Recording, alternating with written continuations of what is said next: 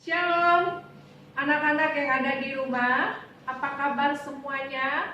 Pasti dalam keadaan sehat ya. Jangan lupa selalu menjaga kebersihan, kesehatan, mencuci tangan. Yang terpenting kita berdoa, berharap kepada Tuhan. Nah anak-anak, sebelum kita memulai materi pelajaran agama hari ini, kita berdoa terlebih dahulu. Sikap berdoa, sikap dengan sikap yang tertib, sopan, dan sikap doa yang benar-benar yang menyenangkan hati Tuhan, tidak asal-asalan ya. Mari kita mulai berdoa.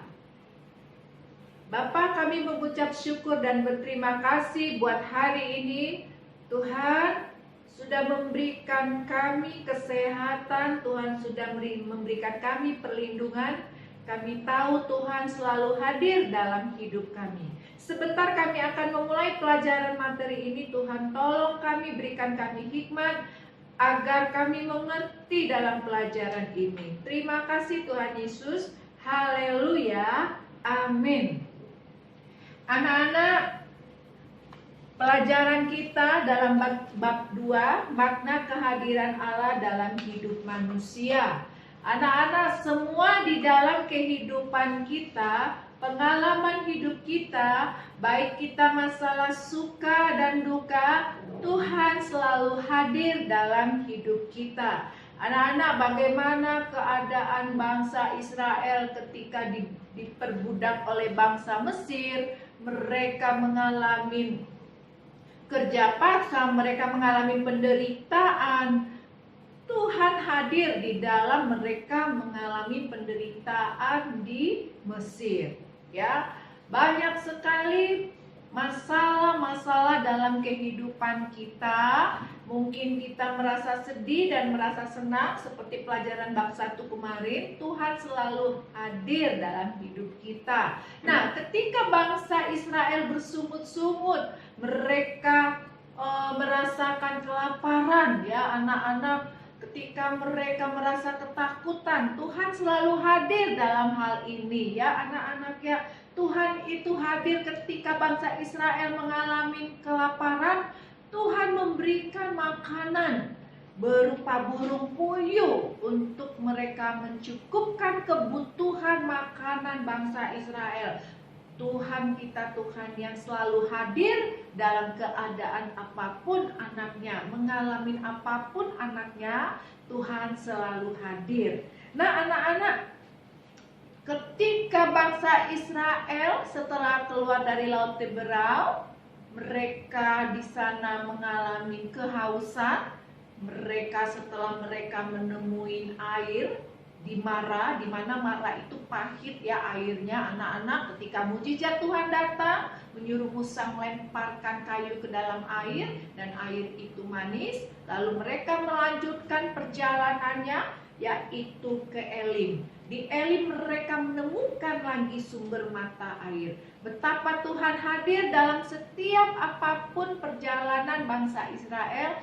Tuhan selalu hadir dalam perjalanan bangsa Israel. Nah anak-anak, demikian juga dengan kita. Tuhan selalu hadir sekalipun kita ada di rumah, ada di luar rumah. Tuhan selalu hadir, melindungi, menjagai kita. Itulah makna kehadiran Tuhan di dalam kehidupan kita.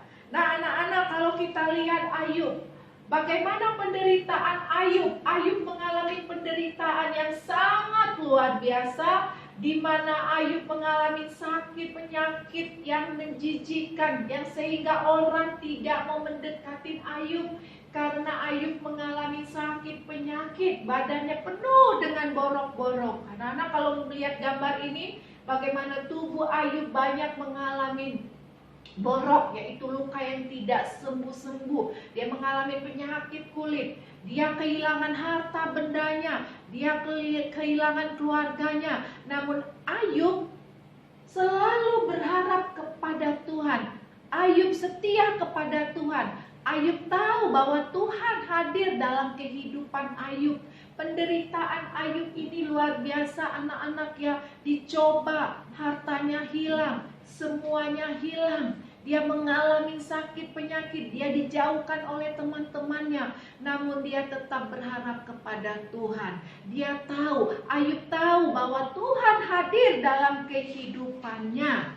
Ya anak-anak, begitulah penderitaan Ayub. Nah anak-anak, Tuhan juga hadir dalam segala masalah kehidupan kita, dalam keadaan kita sakit, dalam keadaan kita susah, saat-saat masa pandemi ini. Tuhan selalu hadir. Tuhan tahu apa yang kita rasakan, apa yang kita perlukan. Kuasa Tuhan itu luar biasa. Tuhan sanggup melakukan mujizat. Tuhan sanggup melakukan perbuatan yang besar. Nah anak-anak, seperti Tuhan Yesus melakukan mujizat kepada mertuanya Petrus. Ketika Tuhan meletakkan tangan kepada mertua Petrus, ada suatu kesembuhan yang terjadi. Tuhan hadir dalam keadaan sakit. Tuhan selalu hadir dalam anak-anaknya mengalami sakit dan penderitaan. Suatu saat Tuhan Yesus berjalan di Naim.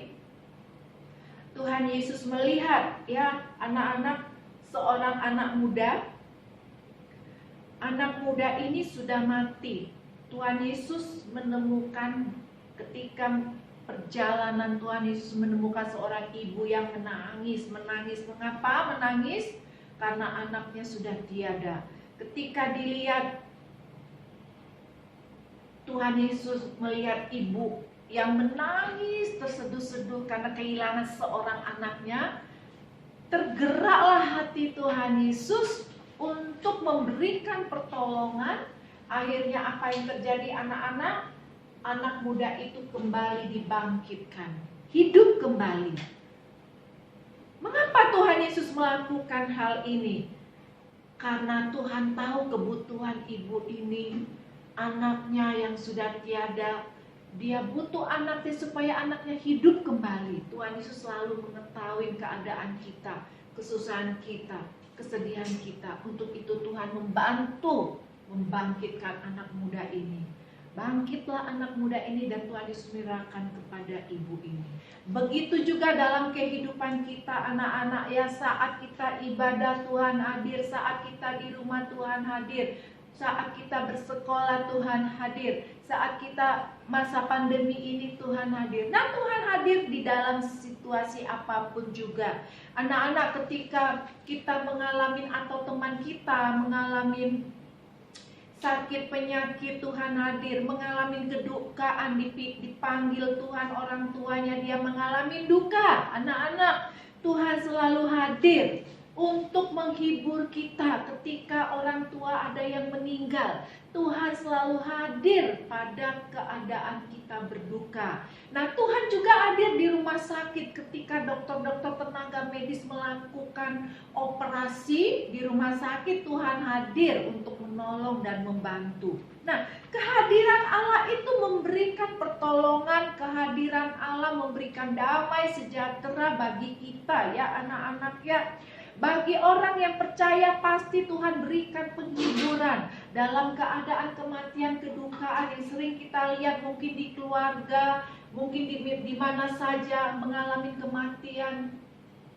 Tuhan selalu hadir untuk memberikan satu penghiburan anak-anak. Tuhan melakukan kebaikannya. Tuhan menyatakan kasih-Nya, menyatakan pertolongannya. Tuhan memberikan kekuatan, kedamaian bagi orang yang mengalami kedukaan. Ya anak-anak ya, bukti kehadiran Allah itu selalu ada di dalam peristiwa-peristiwa kehidupan kita. Karena manusia ini anak-anak tidak selalu mengalami senang saja. Kita tidak mungkin mengalami happy-happy, senang-senang. Hidupnya enjoy selalu, tidak.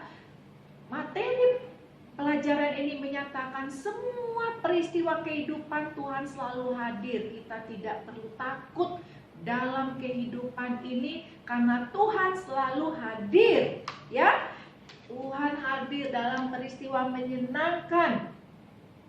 Tuhan hadir bukan karena kita mengundang. Tuhan, mari yuk senangkan saya. Tidak, tetapi Tuhan hadir karena Dia memberikan kuasa-Nya Allah hadir sebab dialah yang memberikan peristiwa menyenangkan seperti bertambah usia, kita diberi kesehatan, kita diberi kepintaran, kita diberi perlindungan saat ini.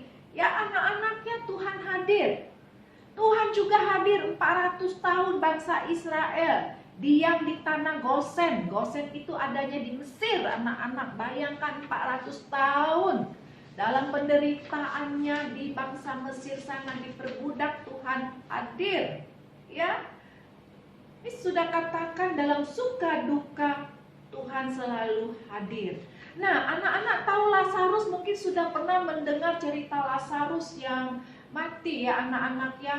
Saudaranya Maria dan Marta. Maria dan Marta sangat sedih melihat abangnya, kakaknya sudah tiada, tidak ada nyawa lagi. Mereka berdua menangis. Ketika Tuhan Yesus melihat mereka menangis, timbullah rasa sedih, rasa belas kasihan kepada Maria dan Marta. Apa yang Yesus lakukan pada waktu itu? Semua orang terkagum-kagum melihat kebangkitan yang Yesus lakukan. Yesus membangkitkan Lazarus. Yesus menunjukkan bahwa dia berkuasa atas semua peristiwa kehidupan manusia. Lazarus bangkit, ya, bukan hanya dalam duka cita tapi sukacita, bukan hanya dalam sukacita tetapi juga di dalam kematian Tuhan hadir ya anak-anak ya. Nah, anak-anak masih ingat peristiwa pesta pernikahan di Kana?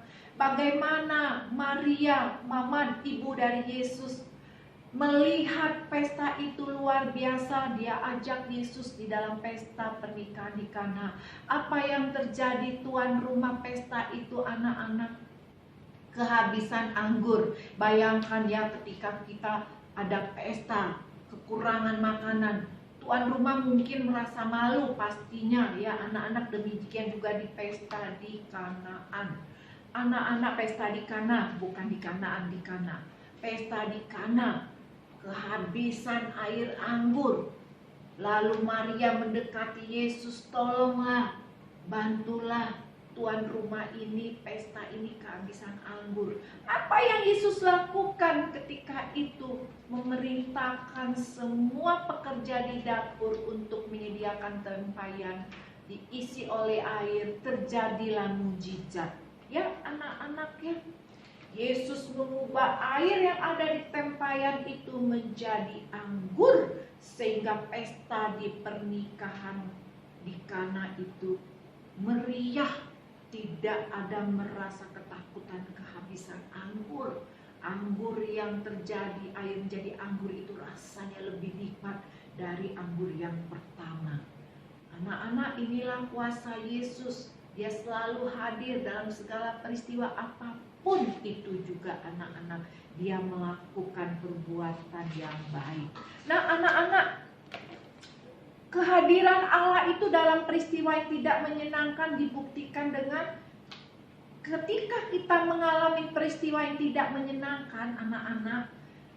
Kehadiran Allah itu dibuktikan dengan keyakinan, kita yakin bahwa Allah menyertai kita. Kita mengucap syukur meskipun dalam keadaan sedih. Sebagai orang percaya, kita tahu keputusan Tuhan itu pasti yang terbaik.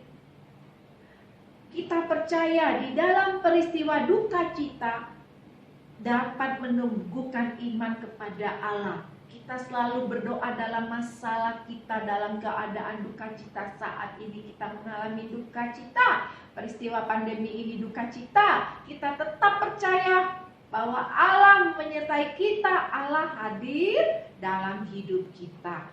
Nah, kita harus memiliki kekuatan sehingga kita mampu saat ini melewati masa-masa sulit dalam peristiwa pandemi ini. Ya anak-anak ya. Next, firman Tuhan dalam Kejadian 15 ayat 13, firman Tuhan mengatakan, firman Tuhan kepada Abram, ketahuilah dengan sesungguhnya bahwa keturunanmu akan menjadi orang asing dalam suatu negeri yang bukan kepunyaan mereka, dan bahwa mereka akan diperbudak dan dianiaya 400 tahun lamanya. 400 tahun lamanya Mesir diperbudak. Lamanya orang Israel di dalam diam di Mesir itu anak-anak 430 tahun. Itu sesudah lewat 430 tahun, ya anak-anaknya setelah 430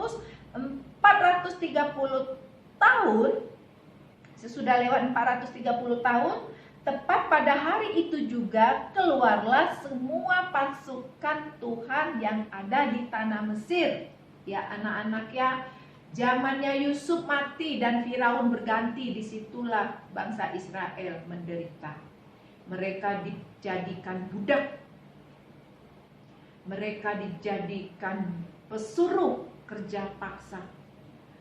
Nah, Tuhan menyuruh Musa sebagai pemimpin bangsa Israel agar mengeluarkan Israel dari Mesir. Nah, anak-anak, akhirnya terjadilah Musa memimpin bangsa Israel keluar dari Mesir. Nah, anak-anak, waktu itu bangsa Mesir rajanya tidak mau mengeluarkan, sehingga Tuhan katakan kepada Musa, sampaikan kepada Raja Firaun, kalau dia tidak mau mengeluarkan bangsa Israel, Tuhan akan memberikan tulah, 10 tulah yang ada akan diberikan Tuhan kepada bangsa Israel.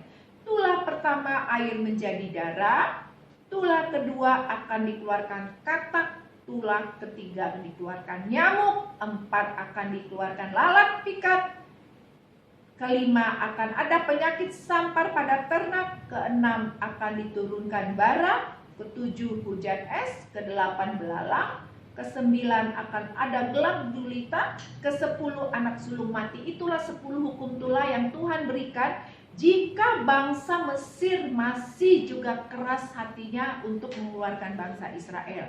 Karena bangsa Mesir takut dengan tulah-tulah itu, akhirnya bangsa Mesir mengeluarkan bangsa Israel. Ya, anak-anak, ketika bangsa Israel senang sudah keluar, tiba-tiba bangsa Mesir masih juga tidak mau untuk bangsa Israel keluar dari Mesir. Dia kejar itu bangsa Israel. Dari jauh bangsa Israel melihat ke belakang ada bangsa Mesir mengejarnya. Waduh, dia takut, dia berseru, ayo maju. Tetapi apa yang terjadi, di depan ada laut Teberau. Nah, ketika di depan ada laut Teberau, menyeberanglah mereka tidak bisa karena ada laut Teberau. Musa memohon kepada Tuhan. Tuhan memerintahkan, Musa, tongkatmu pukulkan di air laut Teberau. Apa yang terjadi anak-anak? Laut Teberau terbelah menjadi 2. Ya anak-anak, ya disitulah bangsa Israel berjalan. Mereka berhasil menyeberangi laut Teberau. Anak-anak, bangsa Mesir tidak berhasil untuk menyeberangi laut Teberau. Semua mereka senang. Miriam saudara Musa senang, ya. Mereka menari-menari, memukul-mukul rebana. Nah, anak-anak, mereka tahu semua ini perbuatan Allah yang hadir dalam bangsa Israel, yang menyelamatkan bangsa Israel. Nah, anak-anak, dalam peristiwa menyenangkan dan tidak menyenangkan, Allah selalu hadir dalam kehidupan kita. Tanpa kehadiran Allah, peristiwa menyenangkan dan tidak membawa sukacita. Dan manusia tidak tahu bersyukur kepada Allah. Tanpa kehadiran Allah, kita tidak bisa berbuat apa-apa. Ya anak-anak, ya, bukti peristiwa menyenangkan dan tidak menyenangkan, Allah selalu hadir dalam kehidupan kita. Nah, anak-anak, demikianlah materi pelajaran makna kehadiran Allah dalam hidup manusia.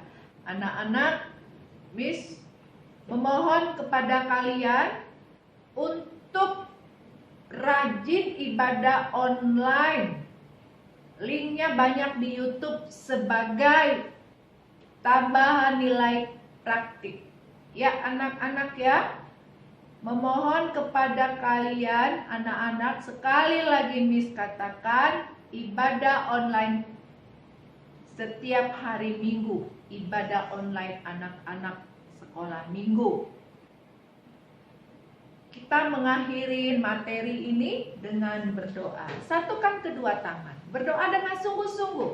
Tuhan Yesus, kami mengucap syukur dan berterima kasih pada hari ini. Kami tahu makna kehadiran Allah dalam hidup kami selalu baik, selalu menyertai dan melindungi kami. Terima kasih Tuhan buat penyertaan-Mu yang sungguh sempurna. Berikan kami kekuatan, kemampuan di dalam kami menjalani masa-masa pandemi ini. Tuhan melindungi, menjagai kami. Terima kasih Tuhan Yesus. Haleluya. Amin. Shalom, sampai jumpa lagi anak-anak. Tuhan Yesus memberkati.